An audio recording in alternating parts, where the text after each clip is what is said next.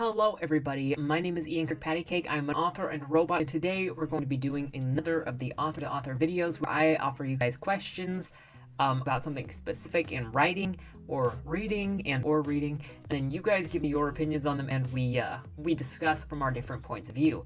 This time the question was about the cardinal sins of writing. I'll also give you mine before we get into the discussion, but before we get started, remember to check out the LBRY listing down below if you would like one of your short stories to be featured on this channel. And the second thing is, if you would like any of your published works or any kind of public creative projects that you have going on, check out the pitch fit down below, where it is all about just finding new creative content from new resources, because let's face it, marketing is hard. I can't promise that I will be the best pitcher, but I will try to make it to the World Series with how much I will pitch, how hard I will pitch your stuff. Anyway, check that out if you would like your published work to be featured on this channel, and that's really all there is. So, the cardinal sins of writing. That is, what is going to ruin a book or make it so difficult to read. Now, there are many ways in which you can mess up writing a book, or at least just make it really boring. But for me, these 6 things can completely ruin a book without even getting to specifics of the content. It's just,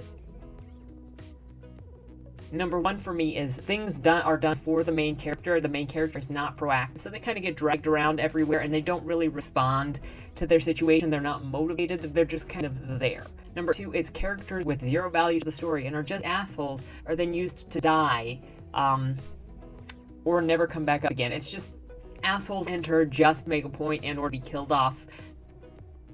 Number 3 is male characters are either weak/useless, evil, love interests, or a combination between the 3. Number 4 is telling every relationship or interaction rather than just showing us people interacting or talking. Number 5 is actions are inconsequential, consequences are cosmetic but mean nothing in the grand scheme of the story. Check out my video on Cyborg Tinkerer if you want some examples of that, like breaking your freaking leg and then it changes absolutely none of your actions throughout the story while you got a broken leg still climbing through windows. And then number 6 is if the author is a dick on social media or a jerk to his readers, that's kind of enough to destroy my ability to read your books. Like, you can, I know I just did a video talking about separating the author from the book. I can't really enjoy like Stephen King's books because he's kind of a jerk. I can enjoy Marquis de Sade, so what does that say about me? Maybe it's because de Sade is dead, but I don't know. Being an aggressive jerk, and that's different than having agreements or that's different than having disagreements or having opinions on something. You just don't need to be a jerk needlessly. So let's get into what you guys said were your cardinal sins of reading and writing /books.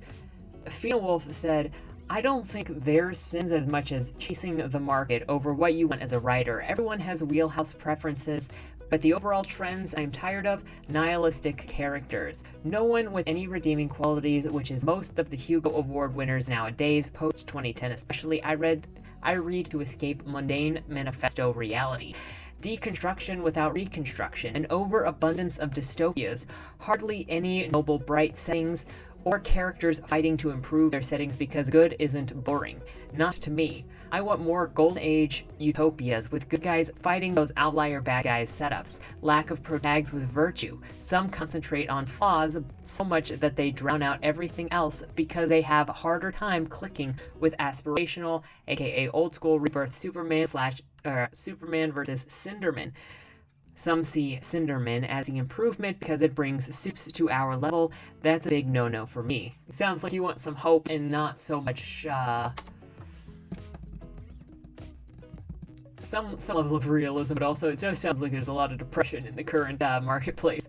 relatable over interesting, because some stories only add characters to be diverse. Watch Babylon 5 to see how to add characters over diversity.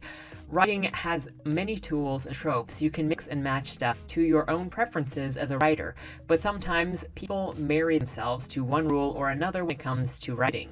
Add what you want to your box. Most said I shouldn't do first person for one character, while the others have thirds. I'm loving it. The writer is the primary audience of their book. Sometimes some preference overlap with the readers. Have people really said that you shouldn't write first person for one character? What? Sometimes I really wonder where certain feedback or certain suggestions come from, because I see so many books that are single point of view first person, and that makes the most sense to me personally, and obviously it's preference. I don't like books that switch perspectives and are all first person perspectives. That's mind-boggling to me. I'm reading one right now and I don't like it.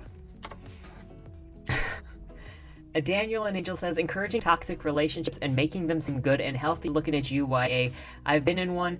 It wasn't good. I'll have them in my stories, but they'll be shown as bad, and if an MC is involved, part of their arc will be leaving it. You know, this happens a lot, actually, with really bizarre setups. Like I just said, the book I'm currently reading,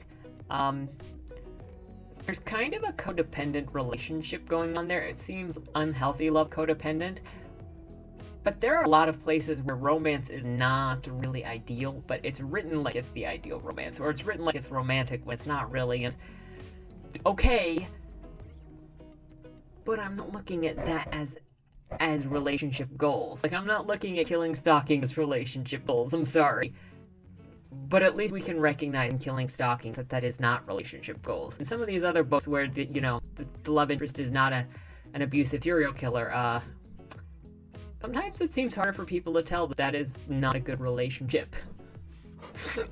I think a lot of people actually have issues with romantic, unhealthy relationships being written as romantic. Like, I hear a lot of people talk about it. Insonic says, a new character being introduced in the story series only for them to end up being the new antagonist in disguise. You know, you can usually tell when this is going to happen too, because it's like, here they are. A new Abercan in Borg Tinkerer was going to be a bad guy because he was introduced after all of the others, and he kind of just disappeared and came back when it's time to be a bad guy. But same. That's how you know that they're the bad guys. They just randomly come in after all the other characters, and you're like, you weren't in the last movie. You're going to be the bad guy. Helping Hands is an entire cast of characters in which none have any redeeming qualities. It seems today having an entire cast populated by a-holes is common. I need at least one character that I can root for, otherwise why would I want to read or watch your story? Well, I would take this personally if Dead End Drive didn't actually have Angus, Kelly, Gavin, and Anna, who are not all terrible. Gavin and Anna might be a little questionable, but at least this isn't aimed at me. I won't take this one personally. But I get what you're saying. This kind of goes back to the first comment that was made too. There seems to be a lot of depression, a lot of negativity, a lot of pessimism in the world right now, a lot of hopelessness in the world right now, and it's translating into books because people are writing what they see, and it's a lot of unkind people. I can't say a whole lot because I just write. I don't write noble people stories necessarily. I just write kind of people stories, but there's a place for hero stories. They're just not being thrust to the top, I think, as much, but maybe they are. I don't read fantasy. Can anybody that reads fantasy constantly, can anybody that reads contemporary fantasy tell me if we've got heroism stories that are contemporary? Or are those all evil? Because first guy mentioned the Hugo Awards, and I mean, that is big science fiction fantasy thing. Can you tell me if there's any hope in science fiction, contemporary science fiction fantasy right now? Roland says, being boring. Do whatever you want in a story, just don't make it boring. Well, Roland, I would love your opinion on the low-end kid. What makes something not boring? That's a good question too, is how do you make something not boring? What classifies something as boring? Is it just nothing happening? Is it things not connecting? What would make something boring? Molly says, purple prose and flowery over descriptions. I can describe something to a reader until I'm blue in the face. Their hands, fingers, but they won't imagine the same thing I am, so why waste the words? Just say what you need to be said and move on. I think it started when I had read The Hobbit in school, and I wanted so badly to like it, but I just kept losing my focus and rereading the same paragraphs over and over and over, just trying to figure out what was going on and how to get past how Tolkien was describing the trees or something. Then it got worse when my reading friends were raving over Aragon, and I was like, better read it so I know what they're talking about. And it was awful. It took me months to get through it because nothing ever seemed to be happening plot-wise, and the prose was so flowery and pretentious that every sentence caused me psychological pain. There are other reasons I hate Aragon. There are many reasons I hate it, but I'm not going to talk about those because too flowery prose is the only relevant one here. Basically, just give me the story and stop shoving your thesaurus into my face. I'll try to do the same. Yeah, I'm not super a fan of lots of flowery prose. If you need to describe something, okay. If you need to just describe it to get some personality of something out, okay. 23 pages of cows chewing in a grassy field, though. I'm looking at you, Lydia Davis. Rabbit Savage said, subversion with no nuance. So is that just like the chick that just acts like a dude? No nuance. Isa says, I think the ultimate cardinal sin of writing, at least during this period of time, is lacking self-awareness. That's a good one. We see a lot of it these days. An author or other content creator publishes something wherein their main character is an oblivious self-insert that spouts their own political views. Even if they're a priest in the mid-18th, they'll have the same values as a modern-day person on Tumblr. These characters will also be rude, mean, uncaring, and psychopathic, but the author doesn't understand why people wouldn't like them because they had them spout the correct political ideas. They don't understand that their character is mean and psychopathic. I think this lack of self-awareness is probably the underlying cause to a story being littered with cardinal sins. This especially holds true for me because I will forgive a story of a lot of things if I want to hang out with this character, and people guilty of this make terrible, terrible characters. If you can even be generous enough to call them characters and not just caricatures. The Loin Stream, which is every Friday night at 8:15, would have a good example of this. Gwen from Cyborg Tinkerer is a sad sack, and we are told things, but not shown them. She says she loves the cyborgs as family, but we don't see this.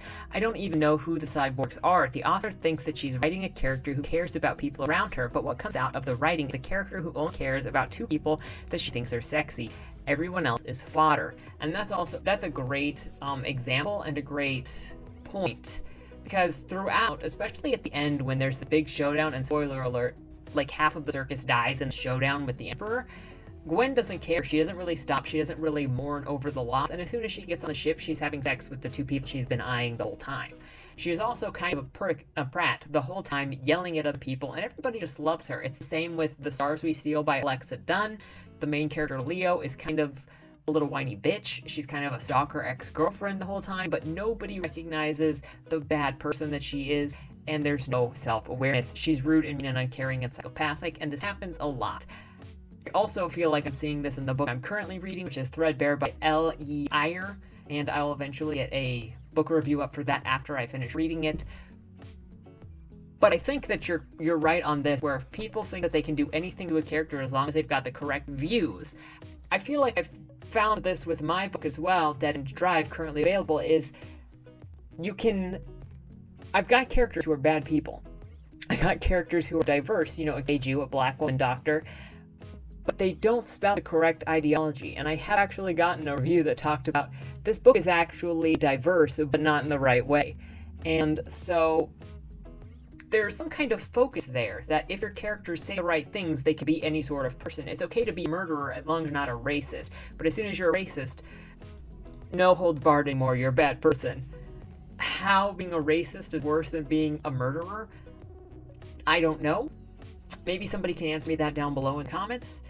But that's really what it seems. You can be rude, psychopathic, uncaring, a stalker, anything, as long as you spout the right ideas. And then this creates shallow characters. It also creates shallow main characters, and then it creates shallow antagonists, because the only thing that you really need to do to make an antagonist in these situations is make them have the wrong points of view on one or two things. And generally, I've found that if they've got the wrong point of view in one thing, politically, they've got the wrong point of view in all things politically. I remember stories where the main characters are not only racist, but they're sexist, and they're pedophiles, and they're everything that you can possibly throw under the book, because they're bad guys, so they just need to encompass everything that is bad. Kind of like a really poorly written Aesop's Tales. Gremlin says, a brain-dead political tripe, reasonable story, then they hit you with propaganda about how one side is evil and everything on the author's side is pure goodness. I think we were just talking about this, kind of. Literally rolling out stupid political stereotypes without thought, one after another, because truth exists only on one side. No, not everyone needs to be a journalist or modern fantasy writer. Want to change minds as a fiction writer? Then don't be a brainless one-note propagandist for your beliefs. Amen. I'm so tired of politics being so thrust into writing. And look, you can put your ideas and your thoughts and your point of view in your writing, but there's also a way to not do it, which is just ham-fisting it in there or making it separate from what is actually happening in the plot, to the point that it doesn't make sense why it's in there. Get politics out of writing. Jason says, the moment I feel the author is more interested in preaching to me than entertaining me, I'm out. Hey, look, we've got another one. Everybody's tired of politics. Can we talk about not putting politics in books? And that doesn't mean all politics. There is political fiction. There is dystopia. There is cyberpunk, which is typically more corporations than government related. But there are ways to insert political items or POV or philosophy into stories without making that story a propaganda piece. Rhino says, in all art forms, writing included, there is a simple and logical principle. Less is more. So many bad authors tell you every single detail when describing a room, a person, a situation, a scene. As you said, reading and writing are completely subjective. So the more a reader imparts their own life experience into what they are reading, the more enjoyable the story becomes. Let your readers fill in the gaps. Interesting. Very interesting take. To leave more for the readers, and I have met these people. That's one of the things that people liked about Lydia Davis's short story book, which I completely hated, because she had things in there where it was like one or two sentences or just tiny short stories, and they were like, but I loved how much I could just paint an entire story picture around that thing. And I'm like, that's not a story, that's a prompt. Now there are 2-line stories, but yes. Ryan says, purple prose in contemporary commercial fiction. It's almost expected in literature, but modern storytelling for me is exhausting. I will and have not finished books because of it. Unnecessary angst. I wish some authors knew the difference between angst and conflict. Frickin' yes. And another annoyance for me is authors that don't understand their genre or mislabel the genre and fail to meet the expectations of their target readers. This isn't limited to indies or new writers. Trad, pub, established authors do this too. So yes, super I mean, we already talked about purple prose. Unnecessary angst. Yes. Freaking Stars We Steal is almost entirely unnecessary angst of the person being like, well, I want to be with him, but I don't want to talk to him. But does he like me? Oh, he just told me he liked me, but he doesn't really like me. If your whole story plotline book can be, like, ended because people actually talked, you're freaking angsty. That's not a real conflict. And then with not understanding genre expectations, yes, so genre is a marketing tool. Like I mentioned on Monday's video, genre is a marketing tool. It's to give readers an idea of what's going to be inside. We talk about, you know, a zombie apocalypse movie. If you popped open a zombie apocalypse movie and then it was a freaking World War II fighter jet thing with no zombies in it whatsoever, you would be pissed because you picked it up for freaking zombies. If you opened a romantic comedy movie and it was not a romantic comedy, but it was Seth Rogen's hot dog movie, you would be kind of pissed. Your genres are to set expectations for what is going to be inside. It's a promise to your readers. And not knowing your genre, it can be very difficult to understand what your genre is, especially as you're starting out, if you're not necessarily sure of what are the conventions or expectations for any genre. There are ways to learn, and it's something that you're going to continuously get better at as you do more, maybe. This also is established authors, so there are issues there.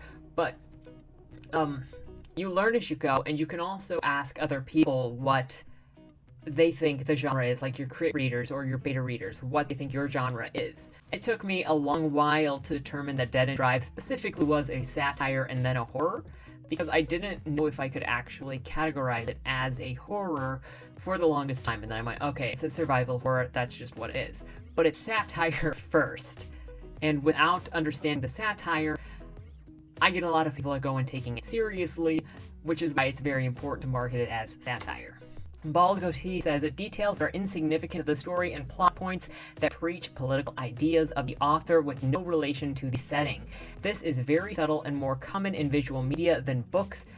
I might disagree with you there. I feel like the low-end kid is doing this right now because we have entered into a couple of different political insert ideas that have not really shown themselves in the plot. It's just some of the chapters in low-end kid have felt like more vignettes to set up to make a certain comment, like democracy is fake or social justice dystopia has taken over and it's evil, and high-enders are rich people that are projecting their illusionary lives on everybody else and don't live in reality. But it's not necessarily leading up to a plot thing, it's just setting things. So I know what you're saying. I have some tolerance to it, but if you have a message for the reader, make it a natural part of the story. Absolutely, yes. And I think that there was something on Timcast's podcast forever ago where he talked about, I think it's with Ryan Long. Ryan Long mentioned, like, you have a ratio of how much propaganda or messaging that your readers or your viewers will accept in combination with how entertained they are. And if you don't entertain them, you don't get any of that grace period of unentertained, now you can feed me some of your ideas, whatever. A lot of people are just skipping straight to, here are the ideas that I want you to feed, and then it's not even a subtle wrapper of propaganda, it's like an entire thing of propaganda with the thinnest, it's a dumpling. That's what entertainment is becoming, a dumpling with so much propaganda filling, but just the thinnest little wrapper around it to hold it together and hide the filling. Nuts2378 says this relates more to screenwriting, particularly TV series, but not being able to end the story. The writers will milk every last episode and go on for 6 more seasons. Many a great series have been ruined for me after the first couple of seasons. They just keep peeling back the layers of whatever problem until the storyline is ridiculous, the cognitive dissonance is unbearable, but they sell. They sell so well that it's been named. It's dubbed binge-worthy TV, and I hate it. I hate it as well. It's one of the reasons I feel like that contributes to why I can't do series that are too long. Pushing Daisies is my absolute favorite television series. 2 seasons. I used to kind of be disappointed at where it ended because where it ended, but it technically, after giving it some time and rewatching the series, it technically ends where the main conflict really was. In a lot of series that go on for way too long like this, you have that character arc of the main characters where you're like, yes, they've grown and they're not annoying anymore, and then as it keeps going on, they just devolve back into terrible or worse than they were before, and it just ruins everything, and I also hate it. TJ Vista says, for me, it would be that too many characters that only have unlikable traits and do lots of horrible decisions that especially includes the main protagonist. Another would be radical politics being shoved into works just to appease the radicals. Aside from that, also having unnecessary plot holes as well as dragging the stories too long that it gets boring after a while. Yes, to specifically a bunch of horrible decisions. I'm gonna try to not take unlikable character traits. I don't even know what that means. That feels like such a personal what makes somebody unlikable, because I know people that hate certain characters because of certain ungood traits. Ungood, yes, we're saying ungood here.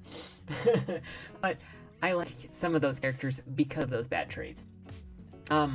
More about no politics in freaking writing, just for them being there, and plot holes or stories going on too long. I think one of us is lying and one of us is next. Both went on longer than they needed to do, you know, that happy cleanup at the end. What other book did I read recently? Oh, I think it was The Stars We Steal by Alexa Dunn. Also went on longer than it needed to. It had like 2 or 3 chapters. That was basically, where are they now, roll the credits kind of thing. You don't need to do that. Adam says, I really hate what I call hate sync villains.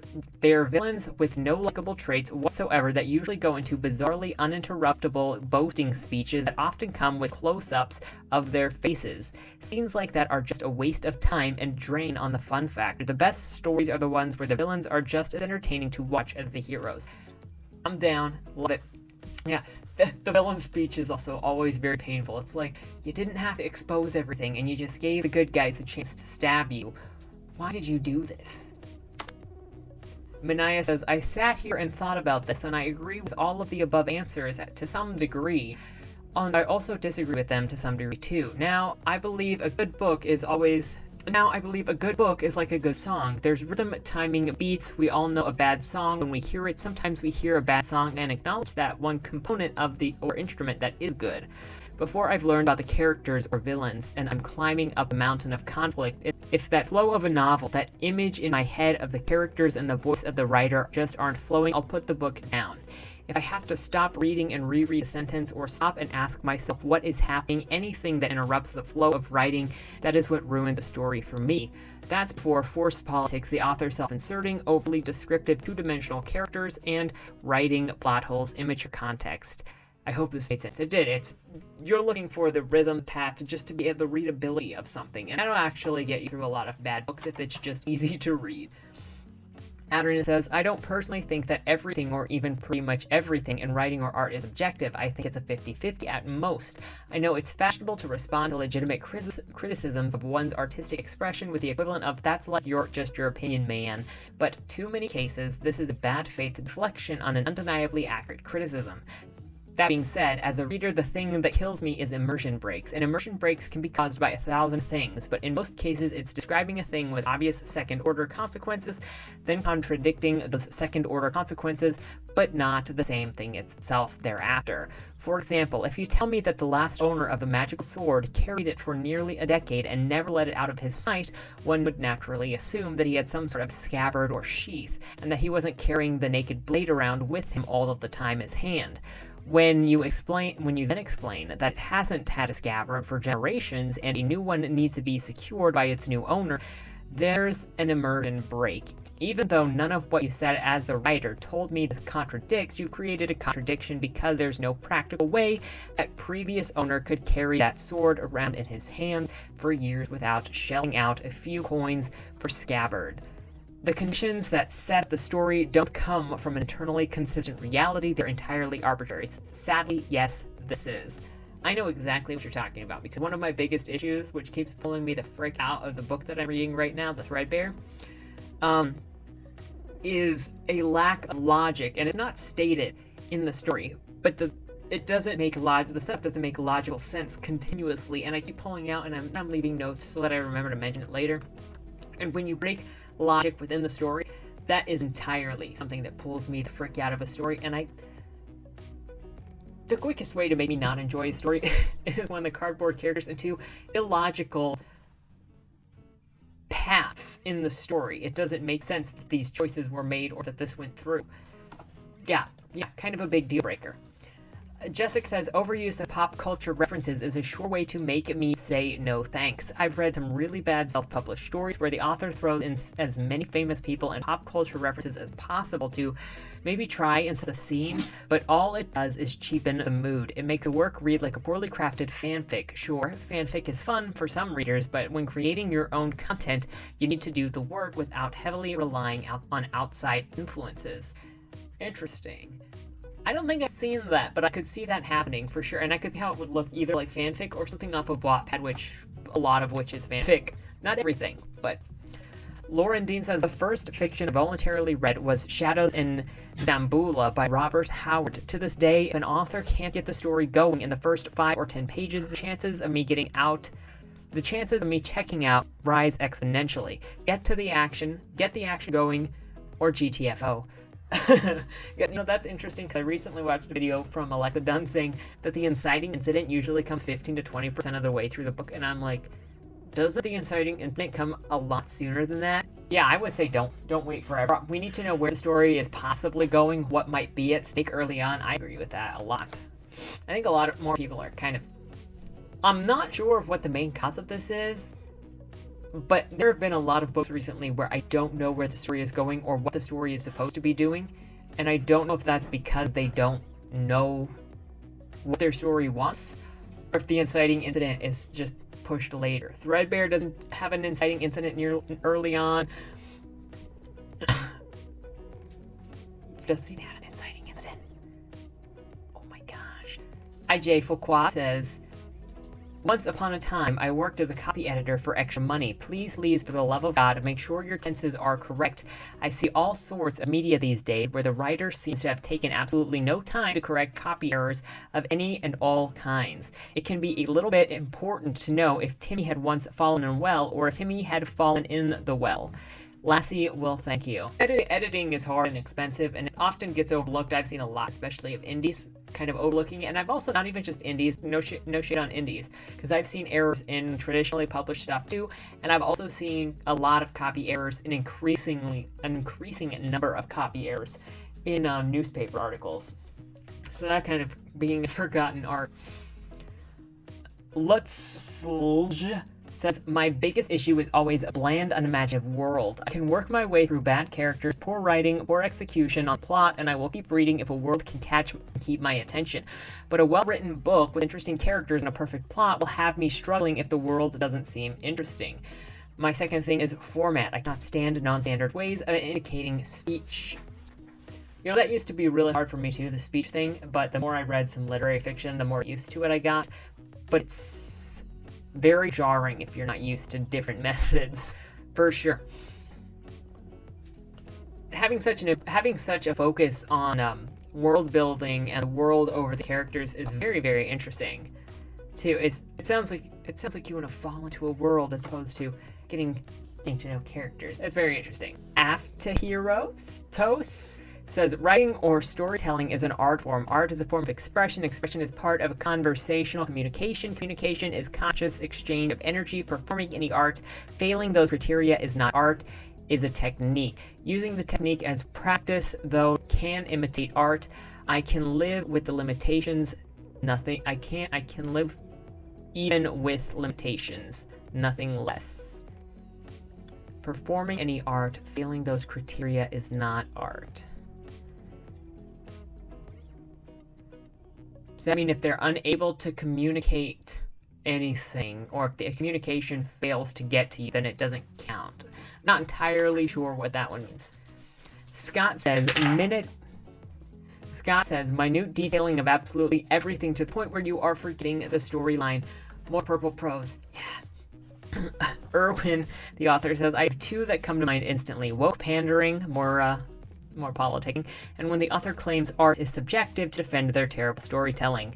Both of these, that one goes into author behavior, doesn't it? Both of these go under the label of postmodernism, and it's the number one thing that has turned places like our writing into a cesspool. Yeah. You have to be able to objectively say something is good or bad in order to write well. If everything is just subjective, then you're not going to improve as an author.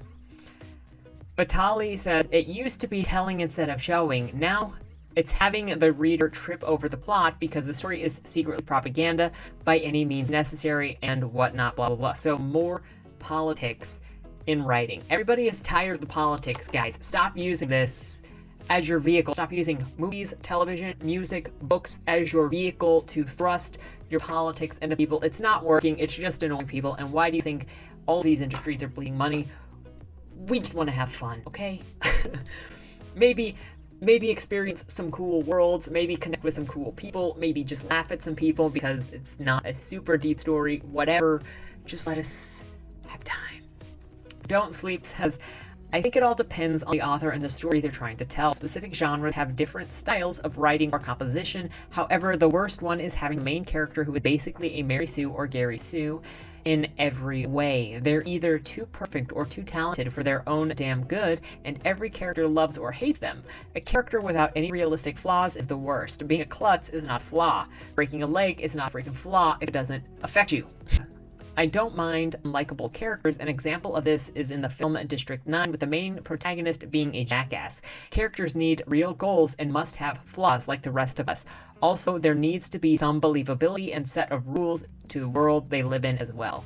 I completely agree with all of that. The only way that you can get away with Gary or Mary is if it's pertinent to the plot and they still somehow have some kind of flaw, like a story that could subvert the Mary Sue trope where like everybody actually just hates them, but they don't think that they're hated because they're a Mary Sue, and so everybody is required to love them, so they just think everybody loves them even though they don't. That could be pretty fun satire on the whole thing. But That also pisses me off, because you always know who's going to be a bad guy in a story with a Mary or Gary Sue, because the bad guys always sort of cringe or make a face or immediately snap at whatever the Mary Sue is saying, and the Mary Sue is always embraced by everybody who is a good guy. So there's no nuance in any story with Mary Sue's or Gary Sue's. I would, at least that I've read. Let me know if you've had any different experiences from that in the comments down below.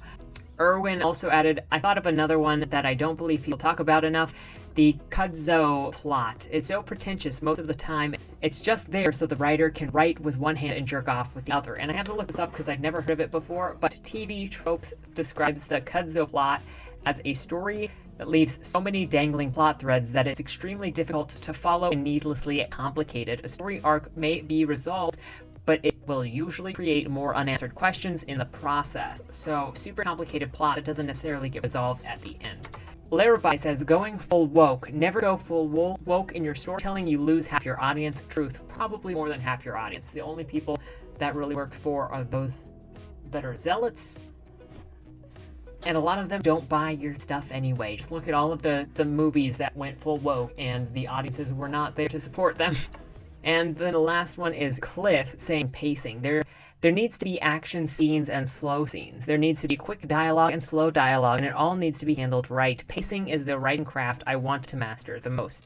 Messed up pacing can really throw you off,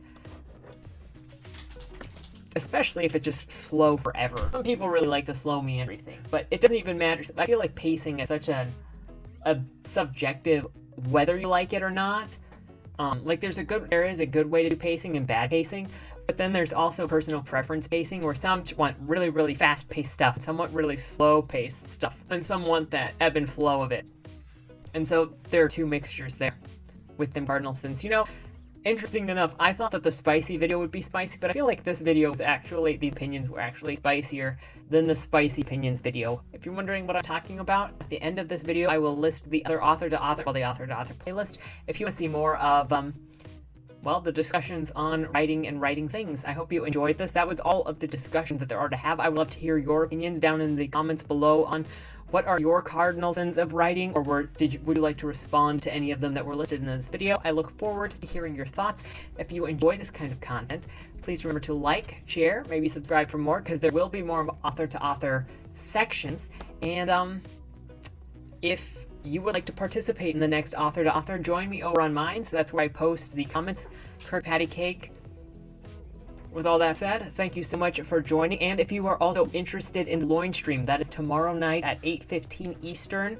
If you want to join, we're reading the cyberpunk book, The Low-End Kid by Robert Crone, and you get the link on mine. So head on over there if you would like to be part of the Loin stream. We talk about writing, we talk about the book. It's basically a book club where we read it together, and we discuss the elements that are being revealed to us as we go. And thank you so much for joining me this week. Until next time, whether it's tomorrow night or Monday, have a great weekend and don't die. Dear Madam Astra, that's me. We regret to inform you that on August 1st, your employer, Agatha Jane Benedict, owner of the Benedict estate, peacefully passed away in her sleep. Oh, that's so sad. Wait. Let me try that again. Oh my goodness. That's so sad. Yeah, I think I'm ready. With millions of dollars on the line and the opportunity for your every need to be taken care of for life, tell me, is there anything more valuable than that? I didn't think so. Dead End Drive is a dark comedy novel that makes 3 promises. 1, an illustrious estate in Louisiana. 2, an opulent dinner affair for all in attendance. And 3, and most importantly of all, lots and lots of competitive murder. So if you're looking for a cozy book to settle in with for the spooky season, I've only got one question for you. Will I see you at the Will reading?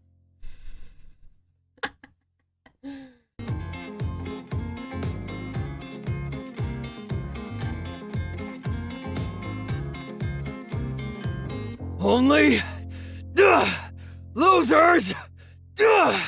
Lose!